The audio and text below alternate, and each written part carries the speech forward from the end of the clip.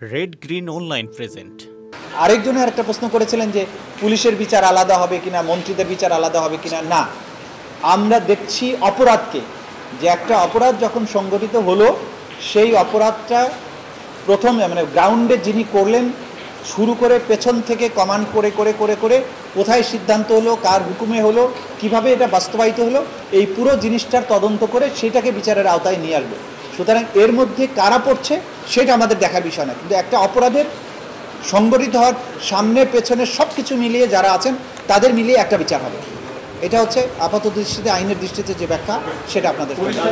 পুলিশের ভেতরের আভ্যন্তরীণ বিষয় নিয়ে তারা কি বলছেন এগুলো আমরা বিবেচনায় নিচ্ছি না। আন্তর্জাতিক অপরাধ ট্রাইব্যুনালের আইন একটা বিশ্বসাহিত্য আইন এবং এইখানে অপরাধ সংগঠিত হলে সেই অপরাধের তদন্ত করার একটা নিজস্ব ধরন আছে এবং এই অপরাধে যারাই সম্পৃক্ত থাকবে তাদেরকেই আইনের আওতায় আনা হবে। সুতরাং পুলিশের সার্কুলার দিয়ে তারা তাদের আভ্যন্তরীণ ডিসিপ্লিনের ব্যাপারে অথবা পুলিশের নিজের মামলা করার ব্যাপারে সেই ব্যাপারে তাদের গাইডলাইন থাকতে পারে, সেটা ভিন্ন জিনিস। কিন্তু আন্তর্জাতিক অপরাধ ট্রাইব্যুনালের কার্যক্রম সেই ধরনের কোনো সার্কুলারের কারণে প্রভাবিত হবে না। আন্তর্জাতিক অপরাধ ট্রাইব্যুনাল আইন অনুযায়ী ঢাকাই শুধুমাত্র থাকবে।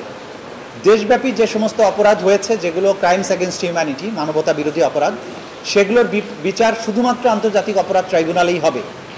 কিন্তু সেই আন্তর্জাতিক অপরাধ ট্রাইব্যুনাল গঠনের আগে কোনো থানায় বা কোনো ম্যাজিস্ট্রেট কোর্টে যদি কোনো মামলা হয়ে থাকে সেই মামলাগুলো তদন্তকালে এগুলো আমরা একটা প্রজ্ঞাপনের মাধ্যমে আন্তর্জাতিক অপরাধ ট্রাইব্যুনালের কাছে নিয়ে আসবো এবং সেই তদন্তটা মূলত করবেন আমাদের তদন্ত সংস্থা। করে সেই মামলাগুলোর সমস্ত তথ্য প্রমাণাদি বিশ্লেষণ করে আন্তর্জাতিক অপরাধ ট্রাইব্যুনালের কাছে আমরা সেটাকে যথার্থ মামলা আকারে উপস্থাপন করব। সেই ক্ষেত্রে মামলা কয়টা হবে সেই বিষয়টা পরবর্তী সময়ে সিদ্ধান্ত নিয়ে আমরা জানাবো। কোনো আইনের কোনো কনফ্লিক্ট করবে না। আন্তর্জাতিক অপরাধ ট্রাইব্যুনাল আইন বিশেষ আইন।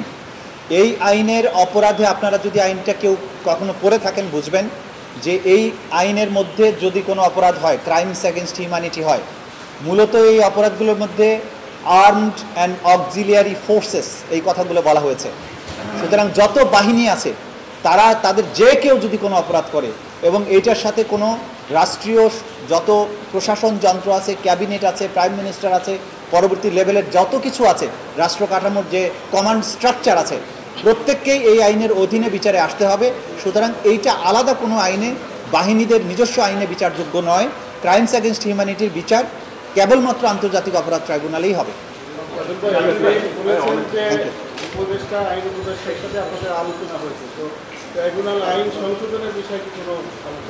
আলোচনা চলছে, অনেকগুলো বিষয় নিয়ে আলোচনা হচ্ছে।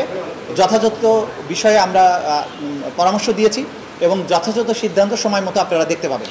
এই বিশেষ প্রতিবেদনটি যদি আপনাদের ভালো লেগে থাকে অথবা উপকৃত হন তাহলে অবশ্যই এই চ্যানেলটি সাবস্ক্রাইব করুন এবং লাইক, কমেন্ট ও শেয়ার করে রেড গ্রিন অনলাইনের সাথেই থাকুন। Thanks to everyone. Red green online.